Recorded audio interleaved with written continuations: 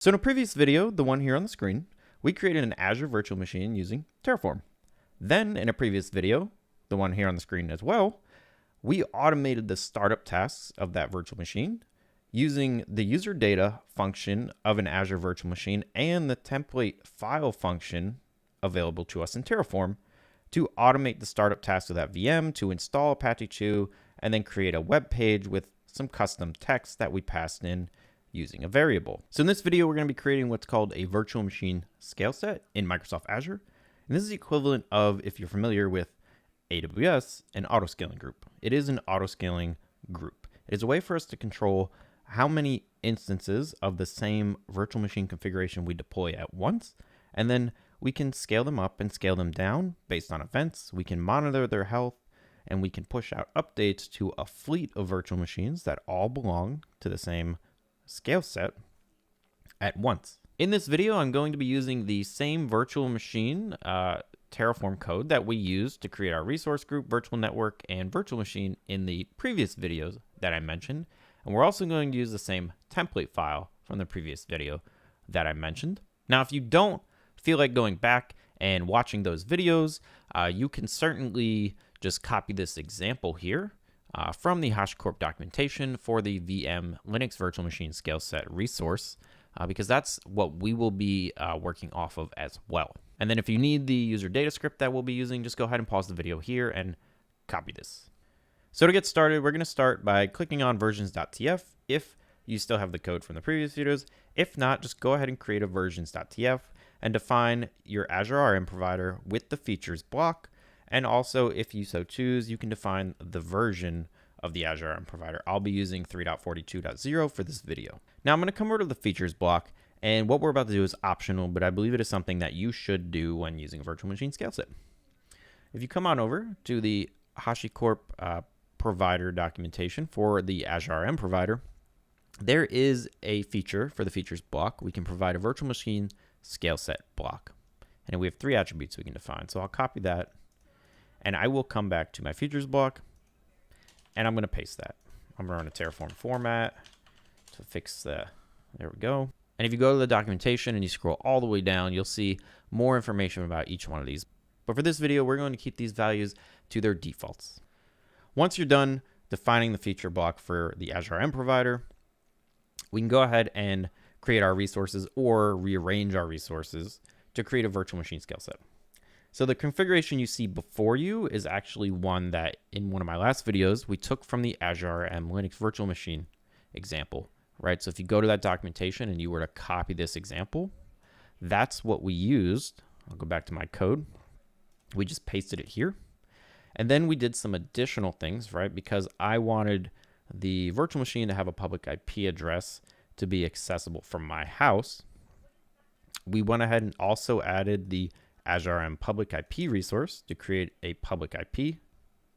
And then we added that IP to the Azure RM network interface resource. That's part of the example using the public IP address ID attribute. So I no longer need the Azure RM Linux virtual machine resource, right? Because we're going to replace that with a VM scale set resource. So I'm going to come over to the HashiCorp documentation, and I'm going to look for the Azure RM Linux virtual machine scale set resource. And I'm going to copy not the whole example because I already have most of what I need here, but I'm just going to copy the Azure RM Linux virtual machine scale set resource example part of this example.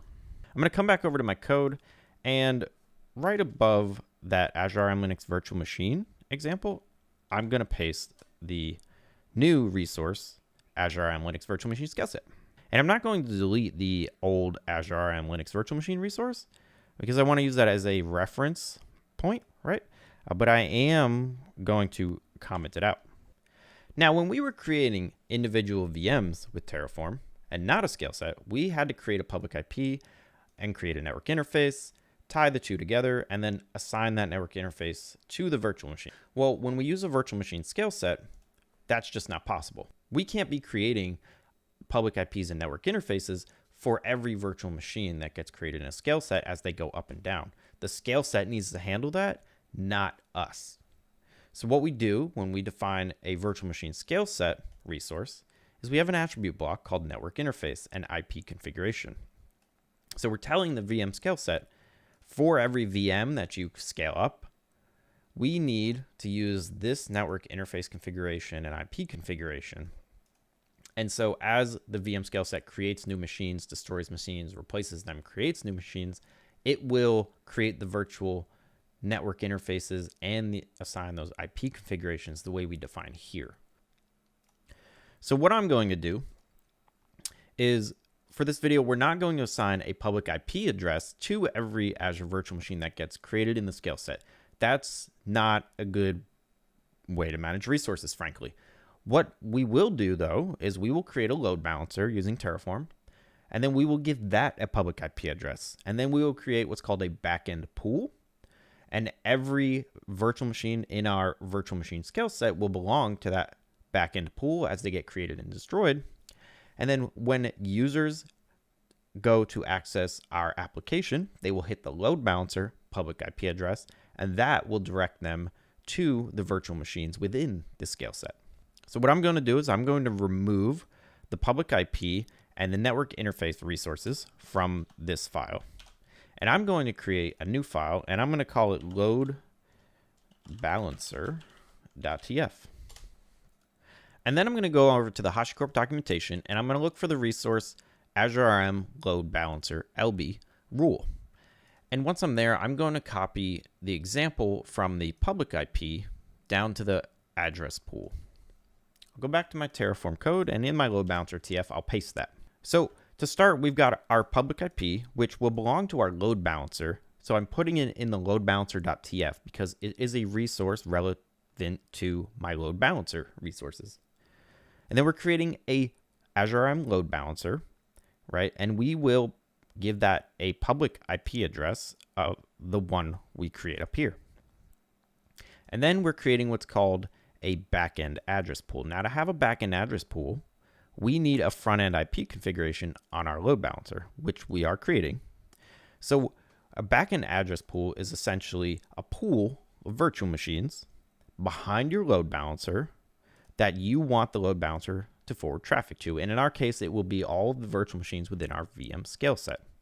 So the user will hit the front-end public IP, but they will be directed to the instances in the backend pool. And I'm actually going to rename this. Let's call it YouTube VMs, right? So that will be the name of the address pool, and that's just strictly a naming thing. It's not that important. Next, we'll come back to the HashiCorp documentation for the Azure RM provider. We'll look for a resource called Azure RM Load Balancer Rule. We'll look at the example, and we're going to copy the resource Azure RM LB Rule example. I'm going to go back to my code, and underneath my backend address pool, I'm going to paste the load balancer rule resource. Now, it's going to refer to my load balancer that I'm creating, and the name of the rule, the protocol, in our case TCP, and the front end port and the back end port. Generally, these are usually going to be the same. They're not always. For us, it'll be port 80 because we're creating a web server on HTTP port 80. So when I attempt to hit the load balancer, I will attempt to hit it on port 80, and then the load balancer say, what do I do with this traffic? Okay, I'll send it to the back end on port 80. And then I need to make sure that my front-end IP configuration name is pointing to the front-end IP configuration name that I'm creating up here. So as long as these are the same, we're good. One additional thing we need to make sure we add here, because we are using a backend pool, is a backend address pool IDs. And this will be a set of strings. And this will be our Azure RM backend address pool .example.id. Now I'm just going to verify that my location and resource group that I'm referring to are actually what I'm referring to here, right? So I'm referring to resources named example for location and resource group, location resource group. Okay. So let me go to vm.tf. What am I calling my resource group? Example, and location is coming from resource group example. Okay. So those are good. Just make sure that you're referring to the right resources here. So now I should have everything I need to create my load balancer, give it a public IP, and then assign the virtual machine scale set as the backend to the backend pool that gets created. So I'm going to go back to my VM.tf, and now I need to go to my Linux virtual machine scale set resource and begin configuring this to use my load balancer. So I'll come down to the network interface section, and under the IP configuration block, I need to add a new attribute, and this will be load balancer backend address pool IDs. And this will refer to my Azure RM load balancer backend pool .example.id. So we'll say .example.id. So now every virtual machine that gets created within my scale set will get an IP configuration that assigns it to that load balancer's backend pool that we create. So now I need to tell the virtual machine scale set what to do with each virtual machine when it starts up, right? We need to automate those tasks, because if we're just creating virtual machines and they're not doing anything, they're useless. So in the earlier example, when we created a single VM, and in an earlier video, we created a user data attribute where we used the native template file function from Terraform to interpolate variables into a template, and then the VM gets created with that template. So we're going to create the user data attribute in our scale set, and we're going to use the template file function to interpolate our local variables up here, right, our heading, into our template file. If we look at our template file, heading 1, right? So in our template, we're installing Apache 2, and we're creating an index.html file, and it just displays whatever words we have set for our local variable up here. So every web server that gets created in the virtual machine scale set, every instance will install Apache 2 and then display the same page with the same text. And then our load balancer will load balance me, the user, between all of the virtual machines in the scale set. So if one of my web servers were to go down, others would still be available. Under the admin SSH key block, I'm actually not going to use the example. I'm going to do what we did for our single VM, and that is I'm going to use the Terraform file function to pass in a file that contains my public key, right? So over here on the left, you can see I've got my VM's public key. So all I'm going to do is tell Terraform, use the file function to go look for this file. And because this file is in the directory where I'm running Terraform, I don't have to provide a full path. And that's where it's going to grab my public key from. And then I'm going to update my source image reference to 18.04 because that's newer. So each VM that gets created will have this source image. And then for disk, I'm just going to leave that default. It's not important. And we already went over network interface. I'm going to keep admin user as the admin user. And for instances, I'm actually going to define 2 for now. So with that, I should have everything I need now to deploy my load balancer and virtual machine scale set. So let's go ahead and run a Terraform init. And I've already authenticated with Microsoft Azure using the AZ CLI. So if you were to, again, run an AZ login command, and I go over this in my other videos, you would be prompted to sign into an Azure account, and then you would be authenticated, just like what happened here. So Terraform init's done. I've downloaded my providers, and now I'm ready to run a Terraform plan to see if what I've created in my Terraform code is actually valid Terraform code. And it looks like it's not. I'm referencing an undeclared resource. So in VMTF on line 60, where's that at? I am apparently referring to a subnet that doesn't exist. Okay, so that's believed. I'm referring to Azure RM subnet.internal, and the subnet that I'm going to create is .example. So I just need to go ahead and update that. Classic case of the not paying attentions. And then we'll run a Terraform plan again. And I'm told I get an incorrect attribute value type. Okay, so I just need to make this a set of strings because I'm passing in the wrong type. And that is because you can pass in multiple IDs here, hence the plural IDs in the attribute name. So if you wanted to, you could do comma, another set of IDs, comma, another ID, and so on. So that's why it's a set of strings that are required.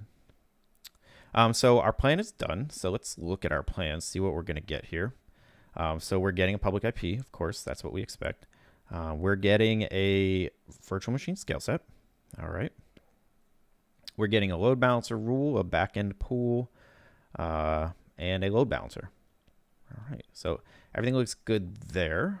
All right, and my Terraform apply is done, so I'm going to go over to my Microsoft Azure portal now. I'm gonna hit refresh, and I've got my resource group that got created. And we can see within it, I've got my load balancer, my virtual network, my virtual machine scale set. So let me go to my virtual machine scale set. And you'll see a public IP address attached to your virtual machine scale set. This is the front-end IP configuration of your load balancer. So if we look at this, right, 175.96 is the last 2 octets. If I go back to the resource group and I look at the load balancer and I look at the front-end IP configuration, 175.96, it's the same address. If I look at backend pools, I can see all of the VMs that get created within my virtual machine scale set end up in this backend pool.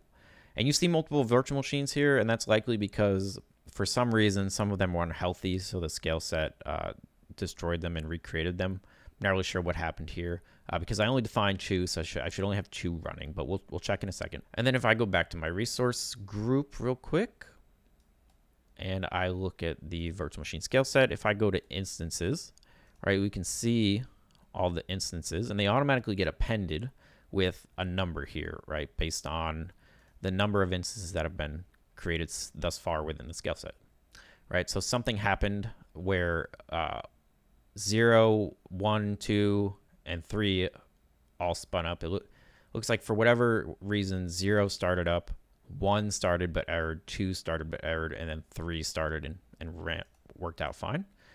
So now I have the 2 that I've requested, right? No more, no less.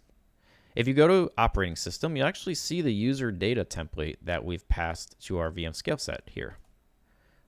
Now, if I attempt to access this public IP address, and it comes right up on that public IP address.